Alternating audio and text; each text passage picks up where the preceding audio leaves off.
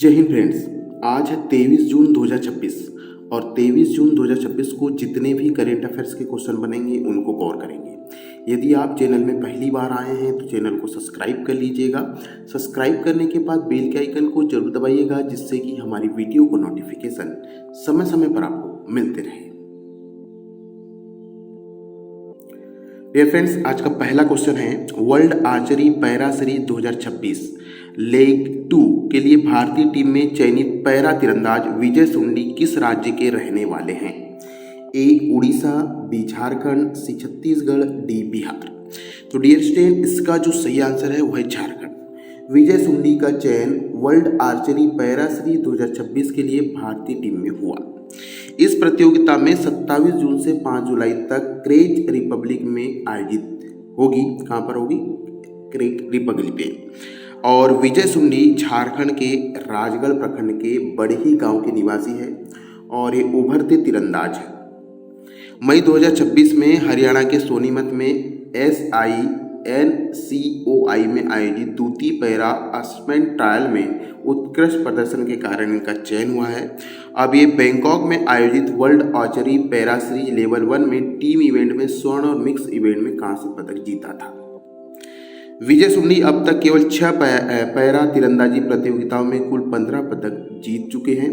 उनके प्रशिक्षण महेंद्र रिंकू है। याद रखना, प्रशिक्षक मतलब कोच महेंद्र रिंकू है, जो कि भारतीय कोचिंग स्टाफ के सदस्य के रूप में यूरोप जाएंगे। याद रखिएगा, अभी वर्ल्ड आर्चरी पैरा सीरीज 2002 के लिए भारतीय टीम में जो जगह बनाई है, चयन हुए हैं, वो है विजय सुंडी। कहाँ के रहने वाले हैं? झारखंड के। चलिए अब बात आई है खेल की, तो खेल से संबंधित कुछ महत्वपूर्ण विजेता देख लेते हैं जो कि एग्जाम की दृष्टि से इंपॉर्टेंट है। खेल से खेल को रिलेटेड करते हुए पढ़ोगे तो आपको चीज़ें याद हो जाएगी। जैसे हाल ही में विश्व नंबर 1 मैग्नस कार्लसन को हराकर नॉर्वे शतरंज 2026 का खिताब किसने जीता है? तो आर प्रज्ञानंदा, जो कि हमारे देश भारत की है। वहीं पर अभी इंडियन एथलेटिक अवार्ड 2026 में वर्ष के सर्वश्रेष्ठ पुरुष एथलीट का खिताब जीता है नीरज चोपड़ा ने। कमेंट बॉक्स में बताइए कि नीरज चोपड़ा कौन है, किस खेल से संबंधित है। अगला क्वेश्चन है पारुल चौधरी को इंडियन एथलेटिक अवार्ड 2026 में वर्ष की सर्वश्रेष्ठ महिला एथलेटिक्स से सम्मानित किया गया है पारुल चौधरी को। आप कमेंट बॉक्स में बताइए कि पारुल चौधरी किस खेल से संबंधित है। हाल ही में 22वीं एशियाई सीनियर कराटे चैंपियनशिप में महिला कुमिते 55 किलोग्राम वर्ग का स्वर्ण पदक किसने जीता है? इसका सही आंसर है अलीशा चौधरी। एक क्वेश्चन है इंडियन एथलेटिक अवार्ड 2026 में उत्कृष्ट योगदान के लिए लाइफ टाइम अचीवमेंट पुरस्कार किसे सम्मानित किया है? तो इसका जो सही आंसर है वह PT उषा। चलिए आगे बढ़ते हैं। अगला महत्वपूर्ण क्वेश्चन 25 से 26 जून 2026 को आयोजित होने वाली 11वीं ब्रिक्स ऊर्जा मंत्रियों की बैठक की मेजबानी भारत के किस शहर में होने जा रही है? ए नई दिल्ली, बी मुंबई, सी गुरुग्राम, डी जयपुर। तो बताइए, अभी हाल ही में 11वीं ब्रिक्स ऊर्जा मंत्रियों की बैठक भारत के किस शहर में आयोजित होगी? इसका जो सही आंसर है वह गुरुग्राम। 11वीं ब्रिक्स ऊर्जा मंत्रियों की बैठक गुड़गांव कहाँ पर है पूछा जा सकता है? हरियाणा। इस बार जो ऊर्जा मंत्रियों की बैठक हो रही है ब्रिक्स, इसका विषय रखा गया है सर्वेसाम ऊर्जम, यानी एनर्जी फॉर ऑल।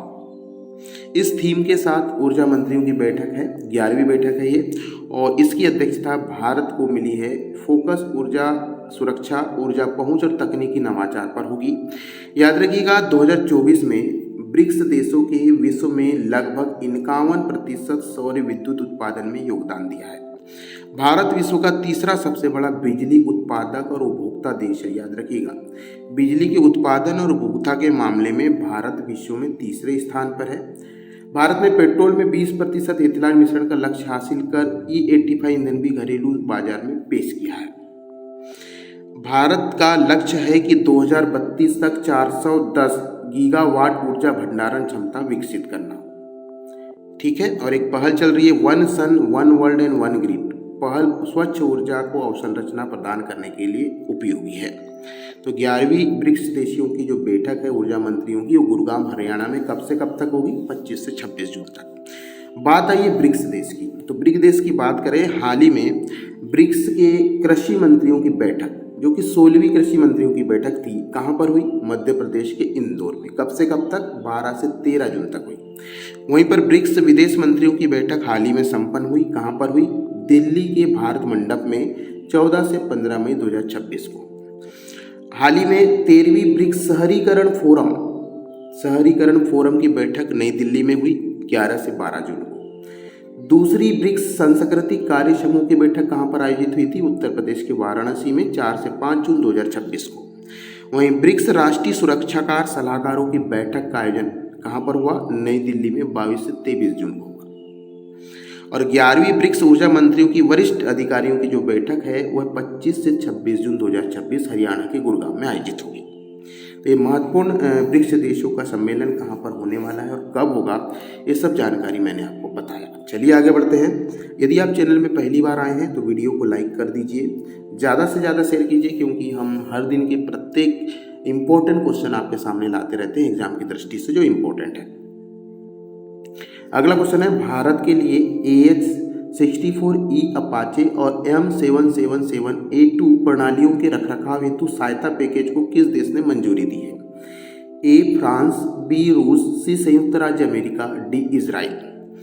तो डी स्टेट, इसका जो सही आंसर है संयुक्त राज्य अमेरिका है। भारत के पास AH-64E अपाचे और M777A2 दो हेलीकॉप्टर हैं और संयुक्त राज्य अमेरिका ने 22 जून 2026 को भारत के लिए AH-64E अपाचे और M777A2 के रखरखाव सहायता पैकेज को मंजूरी दी है और इसकी अनुमानित लागत है 482.2 मिलियन। तो हम अमेरिका से क्या है AH-64E अपाचे और M777A2 के रखरखाव के लिए सहायता पैकेज दी है। ठीक है। हाँ, आपको बता दें कि जो अपाचे है यह एक उन्नत 2 इंजन वाला अटैक हेलीकॉप्टर है और जो M777A2 है यह 155 मिलीमीटर अल्ट्रा लाइट वेट हॉरिजर है, जिसकी उपयोग लंबी की दूरी की तोपखाना सहायता के लिए किया जाता है।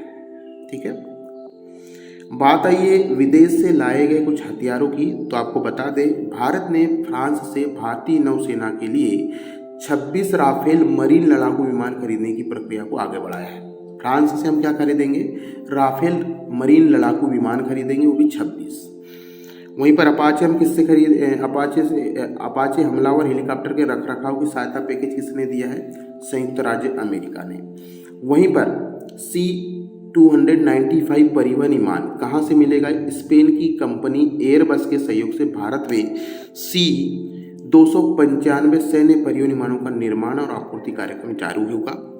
हाँ, भारत और रूस के सहयोग से Su-30 MKI नामक लड़ाकू विकिसानों के उन्नयन के हथियार इसमें शामिल किए गए हैं और LCA तेजस MK-1A भारत में विकसित स्वदेशी लड़ाकू विमान है, जिसका उत्पादन भारतीय वायुसेना को चरणबद्ध तरीके से करना है।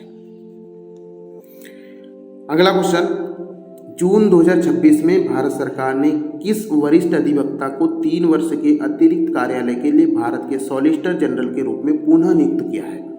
A Kapil Sibal, B Mukul Rohatgi, C Tushar Mehta, D हरी साल्वे। तो हमारे भारत के सॉलिसिटर जनरल फिर से होंगे, इनका सही आंसर है तुषार मेहता। इन्हें फिर से चुना गया है। भारत के सॉलिसिटर जनरल केंद्र सरकार के दूसरे सर्वोच्च विधि अधिकारी होते हैं। सॉलिसिटर जनरल अटॉर्नी जनरल के बाद विधि अधिकारी व्यवस्था में दूसरे नंबर के वरिष्ठ अधिकारी हैं। आपको बता दें कि तुषार मेहता पहली बार 2018 में भारत के सॉलिसिटर जनरल बने थे। अब ये 3 वर्ष कार्यालय 1 जुलाई 2026 से प्रारंभ करेंगे। फिर से आपको बता दें कि सर्वोच्च न्यायालय के 5 अतिरिक्त सॉलिसिटर जनरलों के कार्यकाल का भी विस्तार किया गया है। इसमें आपको बता दें कि अतिरिक्त सॉलिसिटर जनरल के रूप में चेतन शर्मा का कार्यकाल भी 6 महीने के लिए बढ़ाया गया है। तो नाम याद रखिएगा, भारत के सॉलिसिटर जनरल कौन होंगे? ये होंगे तुषार मेहता। अब कुछ नियुक्तियां देख लेते हैं जो कि भारत की संगठन में हुई है और महत्वपूर्ण पदों में हुई है। जैसे हमारे देश का नया थल सेना अध्यक्ष किसे बनाया गया है? लेफ्टिनेंट जनरल धीरज सेठ। वहीं नागरिक उड्डयन निदेशालय के महानिदेशक के रूप में किसे नियुक्त किया गया है? वीर विक्रम यादव। वहीं पर आधिकारिक तौर पर उच्च न्यायालय के मुख्य न्यायाधीश के रूप में किसे नियुक्त किया गया है? अभी हाल ही में न्यायमूर्ति मीनाक्षी मदन राय को हाल ही में महाराष्ट्र के पुलिस महानिदेशक डीजीपी के पद पर नियुक्त किसे किया गया है? सदानंद वसंत दाते को। वहीं पर सेबी का पूर्णकालिक सदस्य नियुक्त किसे किया है? अंकित जैन को।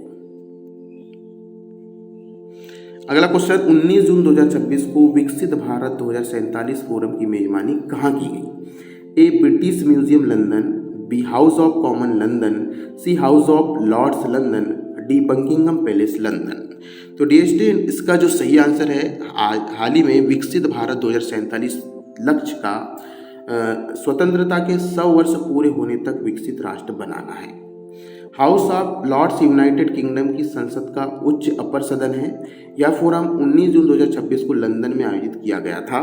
कार्यक्रम का आयोजन यूके के NRI एसोसिएशन द्वारा किया गया। तो याद रखिएगा, अभी हाल ही में विकसित भारत 2047 फोरम की मेजबानी हुई है हाउस ऑफ लॉर्ड्स लंदन में। अगला क्वेश्चन बहुत ज़्यादा इंपॉर्टेंट है ये। 2026 एशियाई रिले चैंपियनशिप में भारत ने महिला 100 मीटर रिले स्पर्धा में कौन सा पदक जीता है? ए रजत पदक, बी कांस्य पदक, सी स्वर्ण पदक, डी कोई पदक नहीं। तो डियर स्टूडेंट, इसका जो सही आंसर है वह स्वर्ण पदक। 2026 एशियाई रिले चैंपियनशिप का आयोजन कहाँ किया गया था? एक क्वेश्चन बन सकता है डियर स्टूडेंट। तो इसका सही आंसर है चीन के सांगयू में। हाल ही में 100 मीटर प्रति 4 इसने रेले रेस प्रतियोगिता में 43.85 सेकंड के साथ स्वर्ण पदक जीता है। अब क्वेश्चन ये भी बनता है कि स्वर्ण पदक टीम में कौन कौन थे? तो श्रावणी नंदा, स्नेहा SS, सुदेशना शिवंकर और तमन्ना शामिल हैं। आपको बता दें कि चीन ने इसमें रजत पदक जीता है और थाईलैंड ने इसमें कांस्य पदक जीता है। और भारत ने, आपको बता दूं कि एक अलग रिले प्रतियोगिता हुई थी 400 मीटर वाली, मिश्रित में रजत पदक जीता है और 100 मीटर मिश्रित में कांस्य पदक जीता है। देखो यहाँ कंफ्यूज मत होइएगा, इस 100 मीटर रिले प्रतियोगिता स्पेशल महिला में स्वर्ण पदक और 400 मीटर रिले प्रतियोगिता मिश्रित में रजत पदक और 100 मीटर मिश्रित में रिले में कांस्य पदक जीता है। तो इनका अलग अलग नाम याद रखिएगा। हाँ, रिले में दौड़ में 4 धावक क्रम से दौड़ते हैं और निर्धारित एक्सचेंज जोन में बैटन का आदान प्रदान करते हैं।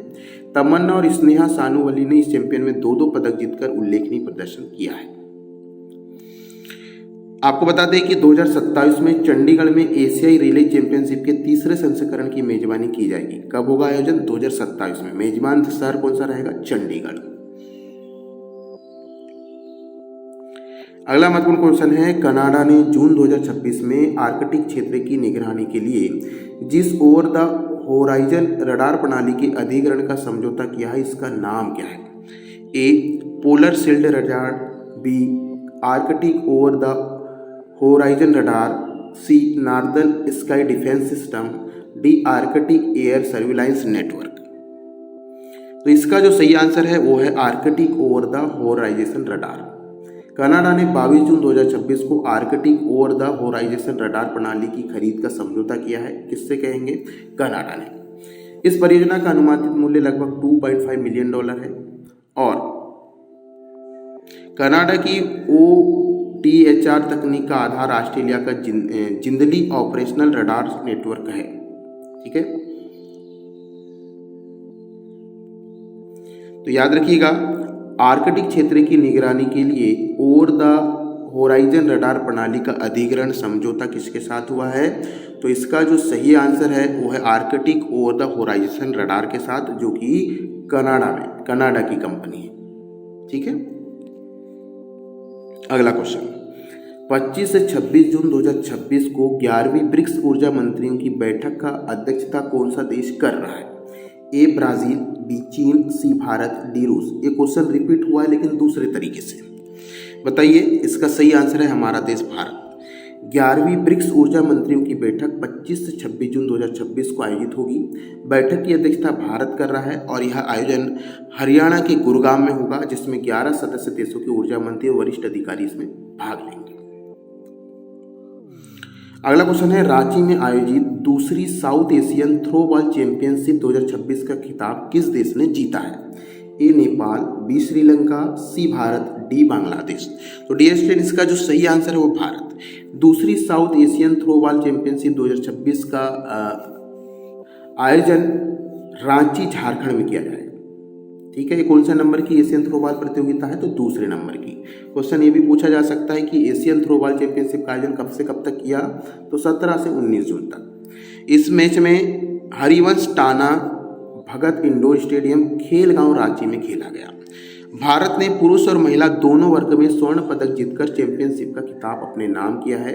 इस प्रतियोगिता में भारत, नेपाल, भूटान, बांग्लादेश और श्रीलंका सहित 5 देश इसमें शामिल हुए। चैंपियनशिप का उद्घाटन राधा कृष्णन किशोर ने किया। समापन मुख्य अतिथि जयराम महतो ने किया। ठीक है, और इस प्रकार भारतीय टीम ने पूरे टूर्नामेंट में उत्कृष्ट प्रदर्शन करते हुए दक्षिण एशिया में अपनी सर्वश्रेष्ठ उपस्थिति दर्ज की। अगला क्वेश्चन है 19वें मुंबई अंतर्राष्ट्रीय फिल्म महोत्सव 2026 के अंतर्राष्ट्रीय प्रतियोगिता वर्ग में सर्वश्रेष्ठ वक्तचित्र बेस्ट डॉक्यूमेंट्री के लिए स्वर्ण संघ पुरस्कार किस फिल्म को प्रदान किया गया है? A Maya's song, B under the snow, C silver, D small clouds. तो इसका जो सही आंसर है वो सिल्वर। 19वें मुंबई अंतर्राष्ट्रीय फिल्म महोत्सव का आयोजन मुंबई में किया गया और मुंबई के रविंद्र नाट्य मंदिर में हुआ। अंतर्राष्ट्रीय प्रतियोगिता में पोलैंड की फिल्म सिल्वर को सर्वश्रेष्ठ डॉक्यूमेंट्री फिल्म के लिए स्वर्ण संघ पुरस्कार दिया गया और सर्वश्रेष्ठ एनिमेशन फिल्म के लिए रजत संघ पुरस्कार प्रदान किया गया मायाज सॉन्ग। वहीं पर सर्वश्रेष्ठ लघु कथा फिल्म के लिए रजत संघ पुरस्कार दिया गया है अंडर द स्नो। वहीं पर राष्ट्रीय प्रतियोगिता में वाई ने सर्वश्रेष्ठ वक्तचित्र फिल्म का रजत शंकर पुरस्कार जीता है और स्मॉल क्लाउड्स को राष्ट्रीय वर्ग में सर्वश्रेष्ठ लघु कथा फिल्म का शंख रजत पदक पुरस्कार जीता है। तो श्रेणी अलग अलग है, पुरस्कार अलग अलग है। अगला क्वेश्चन है गृह एवं सहकारिता मंत्री अमित शाह किस संगठन के नीलामी पोर्टल का शुभारंभ करेंगे? ए भारतीय खाद्य निगम, बी राष्ट्रीय कृषि शहरी विपणन संघ, सी राष्ट्रीय डेयरी विकास बोर्ड, डी लघु किसान कृषि व्यापक संघ। तो डी स्टूडेंट इसका जो सही आंसर है वो है राष्ट्रीय कृषि सरकारी विपणन संघ नेपेड। गृह एवं सरकारी मंत्री हैं अमित शाह। इन्होंने नीलामी पोर्टल का लॉन्च किया है और नीलामी पोर्टल का उद्देश्य क्या है पूछा जा सकता है। तो नीलामी प्रक्रिया को अधिक पारदर्शी और कुशल बनाने के उद्देश्य से यह पोर्टल शुरू किया गया है, जिसमें किसान, सदस्य संस्था और हितधारकों के लिए बेहतर डिजिटल मंच प्रदान करता है। किसानों के बच्चों के लिए नेफेड कल्याण छात्रवृत्ति योजना का शुभारंभ भी किया गया है। दाल और तिलहन में भंडारण प्रबंधन हेतु भी दृष्टि पोर्टल शुरू किया गया है। याद रखिएगा, दाल और तिलहन के भंडारण के लिए कौन सा पोर्टल शुरू किया गया है? दृष्टि पोर्टल। और नीलामी प्रक्रिया को पारदर्शी बनाने के लिए कौन सा पोर्टल शुरू किया है? तो ये नेफेड ने नीलामी पोर्टल शुरू किया है। और इधर याद रखिएगा, उत्तम संसाधन नियोजन को सुदृढ़ करने के लिए ERP enterprise resource planning portal launch किया है। और शुभारंभ के बाद अमित शाह नेफेड के निदेशक मंडल की बैठक की अध्यक्षता भी करेंगे। अगला क्वेश्चन है नई दिल्ली में आयोजित ब्रिक्स देशों के राष्ट्रीय सुरक्षा सलाहकारों को 2 दिवसीय बैठक की अध्यक्षता कौन कर रहे हैं? A S Jaishankar, B Ajit Doval, C Wang Yi, D Rajnath Singh. Ajit Doval. नई दिल्ली में ब्रिक्स देशों के राष्ट्रीय सुरक्षा सलाहकारों की 2 दिवसीय बैठक का आयोजन भारत में हुआ और बैठक की अध्यक्षता भारत के राष्ट्रीय सुरक्षा सलाहकार अजीत डोभाल कर रहे हैं। बैठक में साइबर सुरक्षा, डिजिटल खतरे और आर्टिफिशियल इंटेलिजेंस से संबंधित बातों पर चर्चा हुई। इसमें ब्रिक्स के सभी 11 सदस्य देशों ने सुरक्षा ने भाग लिया। चीन के विदेश मंत्री वांग यी ने भी इस बैठक में भाग लिया। भारत चौथी बार ब्रिक्स की अध्यक्षता कर रहा है। याद रखिएगा, इस बार जो ब्रिक्स की अध्यक्षता कर रहा है भारत, इसकी थीम रखी गई है। तो इसकी थीम है लचीलापन, नवाचार, सहयोग और सतत विकास का निर्माण। Building resilience, innovation, cooperation and sustainable development, ये इसकी थीम है 2026 ब्रिक्स अध्यक्षता की, जो भारत ने जारी की है। अगला क्वेश्चन है वर्ल्ड इकोनॉमिक फोरम WEF द्वारा जारी एनर्जी ट्रांजिशन इंडेक्स 2026 में भारत का कौन सा स्थान प्राप्त है? ए 65वां, बी 68वां, सी 70वां, डी 72वां। इसका जो सही आंसर है वह 70वां। वर्ल्ड इकोनॉमिक फोरम की रिपोर्ट के अनुसार एनर्जी ट्रांजिशन इंडेक्स में भारत 70 स्थान पे है और पिछले वर्ष की तुलना में 2 पायदान का सुधार हुआ है। पहले 72 स्थान पर था, अब 70 स्थान पर आ गया है। सूचकांक में भारत का कुल स्कोर 54.9 रहा है। अब आता है कि वर्ल्ड इकोनॉमिक फोरम में प्रथम स्थान पर कौन है, तो स्वीडन प्रथम स्थान पर है, फिनलैंड द्वितीय स्थान पर है और डेनमार्क तीसरे स्थान पर है।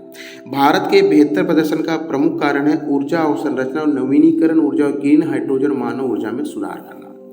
यह सूचकांक वर्ल्ड इकोनॉमिक फोरम द्वारा एक्वेंचर के सहयोग से जारी किया जाता है। बात सूचकांक की आई है तो याद रखिएगा, हेनले पासपोर्ट सूचकांक में भारत 80 स्थान पर है। विश्व खुशहाली रिपोर्ट वर्ल्ड हैप्पीनेस रिपोर्ट के अनुसार भारत 116 स्थान पर है और शीर्ष देश है इसमें फिनलैंड। वहीं विश्व प्रेस स्वतंत्रता सूचकांक में भारत 157वें स्थान पर है।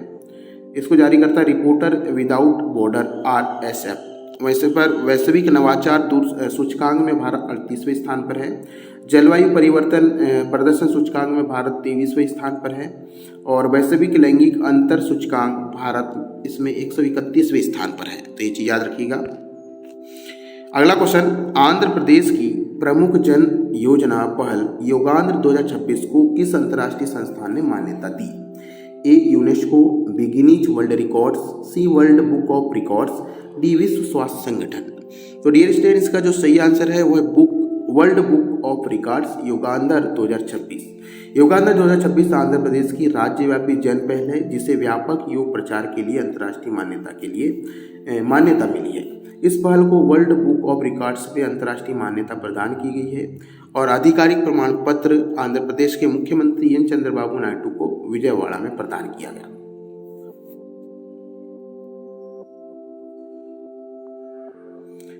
आज के करंट अफेयर्स की क्लास यहीं पर समाप्त होती है। अब कल के करंट अफेयर्स का रिवीजन कर लेते हैं। चलिए डियर स्टूडेंट, जब तक हम क्लास कर रहे हैं आप सबसे पहले वीडियो को लाइक कर दें, शेयर करें, सब्सक्राइब करें। अगला क्वेश्चन है पहला, विश्व ऊंट दिवस प्रतिवर्ष कब मनाया जाता है? इसका सही आंसर है 22 जून। अगला क्वेश्चन है डॉक्टर केशव बलिराम हेडगेवार कौन थे? इसका सही आंसर है राष्ट्रीय स्वयंसेवक संघ, जिनकी हाल ही में। अगला क्वेश्चन है हाल ही में यशोत्सव 2026 कार्यक्रम का आयोजन किस संस्था द्वारा किया गया जिसकी दिल्ली की मुख्यमंत्री ने सराहना की? इसका सही आंसर है दीप स्तंभ फाउंडेशन मनोबल। अगला क्वेश्चन है IIT भारत के सर्वश्रेष्ठ प्रतिष्ठित शैक्षणिक पारिस्थितिक तंत्र की कहानी नामक पुस्तक के विमोचन समारोह को किसने संबोधित किया? सही आंसर है ओम बिरला। अगला क्वेश्चन है जल संरक्षित हरियाणा परियोजना के लिए ऋण किस संस्थान ने स्वीकृत किया है? इसका सही आंसर है विश्व बैंक। अगला क्वेश्चन है जल संरक्षित हरियाणा परियोजना के लिए विश्व बैंक ने कितने रुपए के ऋण को स्वीकृति दी है? यह 4000 करोड़। अगला क्वेश्चन है पेंशन तथा पेंशनभोगी कल्याण विभाग द्वारा शुरू किए गए केंद्रीकृत पेंशन प्रसंस्करण सॉफ्टवेयर का नाम क्या है? इसका सही नाम है भविष्य। अगला क्वेश्चन है निर्भय चेतना पर 3 दिवसीय प्रशिक्षण कार्यक्रम का आयोजन कहाँ किया गया? सही आंसर है नई दिल्ली। अगला क्वेश्चन है पासपोर्ट सेवा के लिए राज्य पुरस्कार किस केंद्र शासित प्रदेश को प्रदान किया गया? सही आंसर है जम्मू कश्मीर पुलिस। अगला क्वेश्चन है यशोत्सव 2026 कार्यक्रम का आयोजन किस संस्था द्वारा किया गया जिसका दिल्ली की मुख्यमंत्री रेखा गुप्ता ने सराहना की? तो ये तो क्वेश्चन रिपीट हो गया, दीप स्तंभ फाउंडेशन क्लब। अगला क्वेश्चन है अमेरिकी राष्ट्रपति द्वारा अनावरण किया गया नवनिर्मित एयरफोर्स 1 विमान पहले किस देश के पास था? इसका सही आंसर है कतर। तो आज के करंट अफेयर्स की क्लास यहीं पर समाप्त करते हैं। आशा है वीडियो पसंद आया होगा। वीडियो को लाइक करें, ज़्यादा से ज़्यादा शेयर करें। जय हिंद।